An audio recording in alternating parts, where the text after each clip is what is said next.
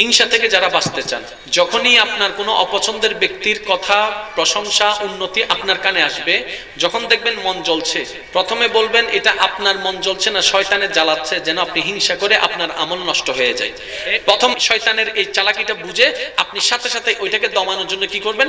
আলহামদুলিল্লাহ, আল্লাহ তাকে আরো বাড়ায় দেখ, আলহামদুলিল্লাহ সে আরো ভালো করুক, শুধু আলহামদুলিল্লাহ বলে বলে তার প্রশংসা করতে থাকবেন, দেখবেন হিংসা আস্তে আস্তে কমে যাবে। তাহলে হিংসা নষ্ট করার এক বড় হাতিয়ারের নাম কি? আলহামদুলিল্লাহ।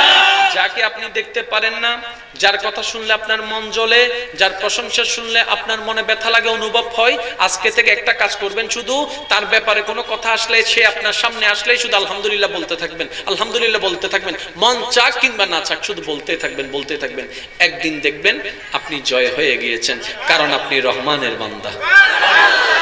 তাহলে হিংসা থেকে বাঁচার একটা টেকনিক পালাম ইনশাআল্লাহ। যে অন্যের ভালো চায় আল্লাহ তার ভালো চায়, যে অন্যের ক্ষতি করে তার ক্ষতি এমনিতেই হয়ে যায়।